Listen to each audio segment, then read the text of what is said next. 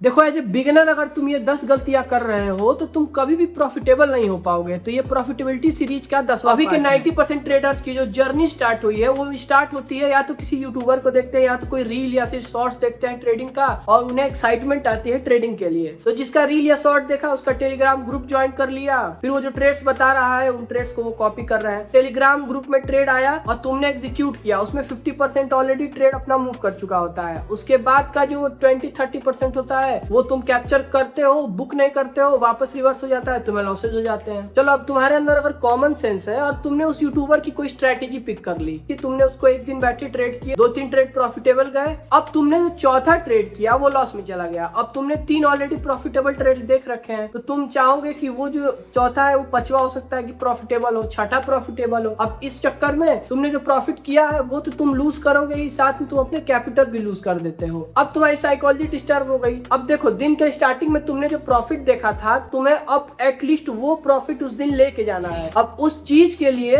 तुम revenge trading करोगे और फिर वही रिवेंज ट्रेडिंग करते करते करते तुम इतने ट्रेड्स कर लेते हो कि तुम ओवर ट्रेडिंग वाले जोन में चले जाते हो, जो कि है तुम्हारा अगला पॉइंट। अब देखो दिन खत्म हो गया, तुमने अपने कैपिटल लॉस कर ली, फिर डे एंड हो गया, तुम अपने ट्रेड्स को जर्नल नहीं किए, तुम्हें अपनी गलतियां भी नहीं पता चलेगी तो तुम उन्हें सुधार भी नहीं पाओगे। तो अगला पॉइंट है कि तुम जर्नल नहीं करते हो। अब सपोज करो कि तुमने जो स्ट्रेटेजी पिक की थी स्टार्टिंग में, तुमने उसे ट्रेड किया, 3-4 ट्रेड किए, सारे ही प्रॉफिटेबल हो गए। अब तुम एक ओवर कॉन्फिडेंस में हो कि ठीक है प्रॉफिटेबल होगा, तो जिस दिन मार्केट ट्रेंडी रहेगा उस दिन तो तुम प्रॉफिटेबल बन जाओगे। पर जिस दिन मार्केट कंसोलिडेटिंग रहता है उस दिन तुम इतने ज्यादा ट्रेड्स कर लोगे कि फिर वही ओवर ट्रेडिंग, रिवेंज ट्रेडिंग वाला सीन। तो अगला पॉइंट है ओवर कॉन्फिडेंस आफ्टर प्रॉफिट। अब इन सारे ही पॉइंट्स का एक ही सॉल्यूशन है कि तुम अपना रिस्क मैनेजमेंट सही करो। तुम अपना रिस्क मैनेजमेंट सही करोगे, अपने लिए रूल्स बनाओगे, मार्केट में उस रूल को फॉलो करोगे तो एट द एंड तुम प्रॉफिटेबल बन जाओगे। देखो तुमने अपना रिस्क मैनेजमेंट सही कर लिया, सारी चीजें सही कर ली, अब तुम ट्रेड्स भी कर रहे हो। अब अगला पॉइंट थोड़ा साइकोलॉजी पे बात करते हैं। देखो तुम जाते हो, जो बड़े इन्फ्लुएंसर या फिर यूट्यूबर्स होते हैं उनके कमेंट सेक्शन में कहीं स्पैम करते हो कि अपना PNL दिखाओ। देखो तुम्हें अभी मार्केट में 1 से 1.5 साल हुए हैं, जो बंदा मार्केट में 6-7 साल गुजार चुका, अगर वो बंदा